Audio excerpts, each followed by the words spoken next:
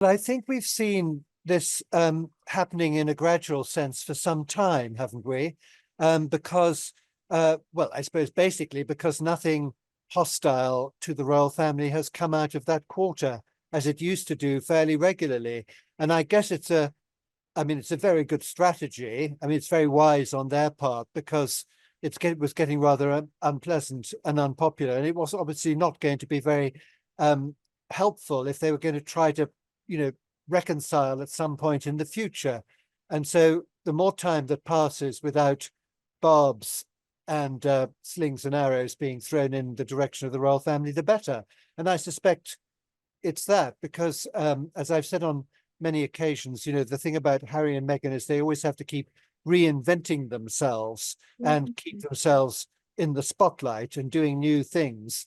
And there probably isn't much mileage left in insulting the royal family. You know, I would say more that they've realized that it wasn't getting anywhere because it was causing so much trouble.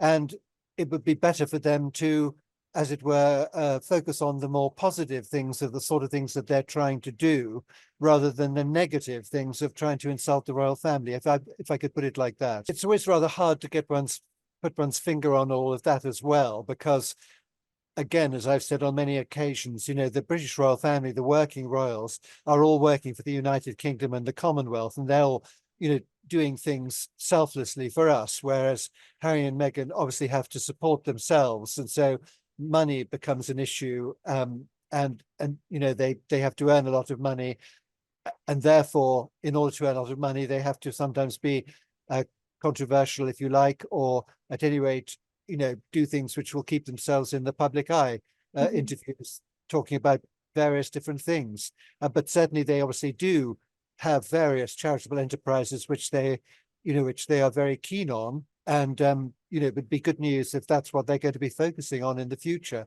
rather than insulting the royal family.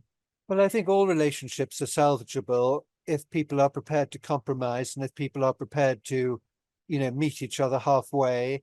And I think it's pretty difficult at the moment. I mean, the king has been very clever not to respond in any way at all to any of the unpleasant things which have been said, which makes me think that that leaves the door open for negotiation, or indeed, you know, possibly for Prince Harry one day to return. I'm sure the king is very fond of his son, but the king has got a lot of other things on his mind. He's not terribly well.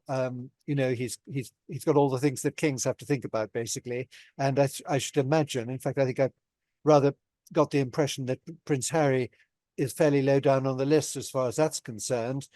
He's the one who needs to pull himself together, if you like, and extend the olive branch, because he's the one who's been making it difficult between them. It wasn't the king. He was never making it difficult with his son. I'm sure everybody has grievances in the background. You know, there are all sorts of things, and maybe there are, well, we know from having read Spare that he has certain, you know, residual resentments from years gone by, and all sorts of issues that he needs to deal with. But to be honest, you've got to move forward, and the relationship is not good at the moment. I think it's much easier for the king and Prince Harry to, you know, re-establish good relations of some sort than it will be for him to do so with his brother, because, you know, he's been so rude about Catherine and caused a lot of tension there. And of course, it was such a strong relationship that they had, and when that gets broken, it's always somehow much worse. I would think the first word that comes to mind is stalemate, really.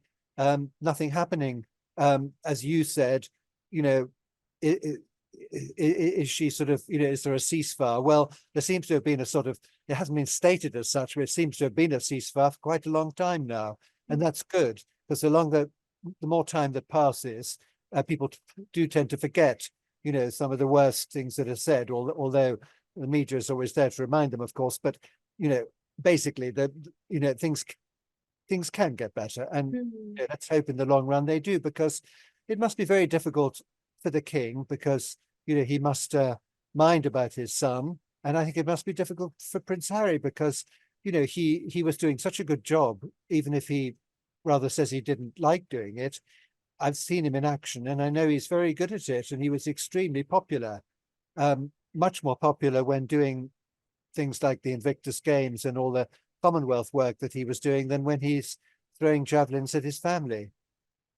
I mean, there's no indication of it at all. I don't think, I don't think Prince Harry wants to come back. I think people keep asking me, well, what about him becoming a working royal? Well, that would be very distracting because as here we are talking about him, he attracts so much publicity that it would deflect from what the king is trying to do and the other members of the royal family, because every time he went out to do something, people would be following him and they'd be trying to pick up the nuances, and they would be doing exactly the sort of things that he complains about, putting, theories and suggestions which weren't true, making things up all the time around him. So, he's in a difficult position because the most successful members of the royal family are the ones who support the king in what he's doing, and they don't compete with him. And inevitably, I'm afraid, I think if Prince Harry came home, he would be seen to be competing,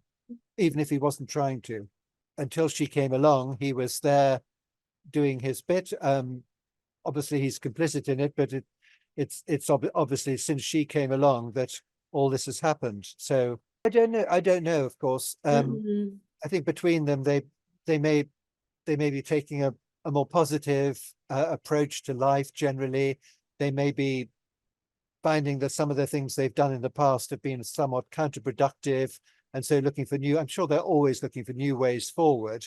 I think we should, welcome it as a good thing, and let's hope it continues. And wouldn't it be nice if eventually things could resolve in some ways? But I think it's some way off, to be honest.